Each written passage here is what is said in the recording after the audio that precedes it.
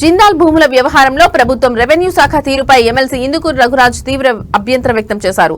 గ్రామ సభలు లేకుండానే పర్యావరణ అనుమతులు ఎలా ఇచ్చారో స్పష్టం చేయాలని డిమాండ్ చేశారు. గతంలో సాగుదారులుగా గుర్తించిన రైతులను ఇప్పుడు బినామీలుగా చూపడం కక్ష సాధింపేనని ఆరోపించారు. పంచాయతీ తీర్మానాలు ఏవన్ నోటీసులు లేకుండానే 23 ఎకరాలు కట్టబెట్టడం అన్యాయమన్నారు. ఈ వ్యవహారంపై ఉన్నత స్థాయి విచారణ జరిపి రైతుల హక్కులను కాపాడాలని కోరారు. పత్రికలకి అలాగే ప్రింట్ అండ్ ఎలక్ట్రానిక్ మీడియాకి ఈ విషయాలు మాట్లాడవచ్చో లేదో నాకు తెలియదు, కానీ మరి నేను మాట్లాడదలుచుకున్నాను. ఎందుకంటే నా ఒక్కడి విషయమే కాదు, నా ఒక్కడికే కాకుండా ఈరోజు రాష్ట్రంలో చాలామంది పొలిటీషియన్స్ అవనేయండి, పెద్దలు అవనేయండి, చాలా సమాజంలో కావాల్సిన వాళ్ళందరి మీద చాలా రకాల స్టోరీస్ వస్తూ ఉన్నాయి. కొందరు ఇన్సైడ్ రిపోర్ట్ అంటున్నారు, కొందరు గ్రౌండ్ రిపోర్ట్ అంటున్నారు, కొందరు ఆఫ్ ది రికార్డ్ అంటున్నారు.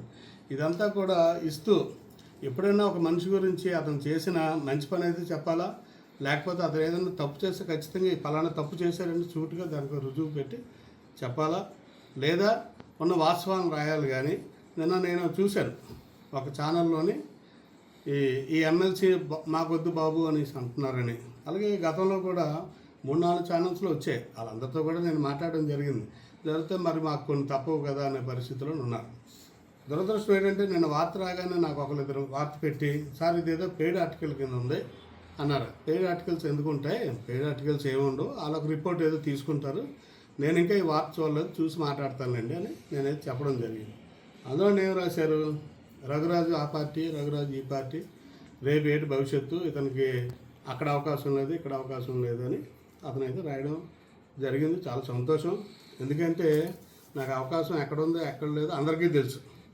అందరికీ నాకు ఎక్కడ అవకాశం ఉందో ఎక్కడ అవకాశం లేదో అందరికీ తెలుసు. ఎందుకంటే ప్రతి ఎన్నికల్లో కూడా నా అవసరం అన్ని రాజకీయ పార్టీలకి ఉందో లేదో, ఎప్పుడు మీ పార్టీ మారామంటున్నారు కదా, ఏ పార్టీకి కూడా ఆహ్వానం లేకుండా ఎవరు ఎక్కడికి వెళ్ళలేదు. మేము వెళ్ళలేదు. గతంలో కూడా 3-4 పత్రికా సమావేశాల్లో కూడా చెప్పాను. నేను కాంగ్రెస్ నుంచి బీజేపీకి వెళ్ళినా, బీజేపీ నుంచి వైసీపీకి వెళ్ళినా, మరి తర్వాత నా భార్య ఏమో టీడీపీలో ఉన్నారని చెప్తా ఉన్నారు. వాళ్ళు టీడీపీకి వెళ్ళడానికి కూడా వాళ్ళకి ఆహ్వానం ఉంటే నాకు వెళ్ళారు.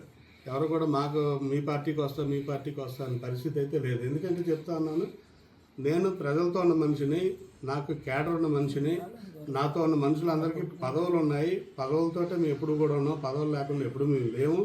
మా అవసరాలు ప్రతి ఎలక్షన్లో కూడా మా ఇన్ఫ్లుయెన్స్ ఖచ్చితంగా రాజకీయాల మీద ఉంటుంది.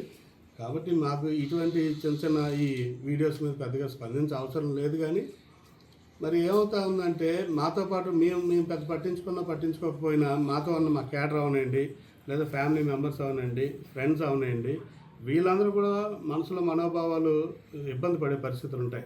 ఇప్పుడు ఇందాక నేను అన్నాను, చాలామంది ఏమో ఇదేదో పెయిడ్ ఆర్టికల్ కింద ఉంది అంటే ఏమనుకుంటారు, అయితే పత్రికలో డబ్బులు తీసుకొని వార్తలు వేస్తుంటారు అనుకుంటారు. అది కూడా పత్రికలు కూడా చెడ్డ పేరు. అటువంటివి రాకూడదు. దాన్ని అయితే నేను ఖండిస్తాను. Paid article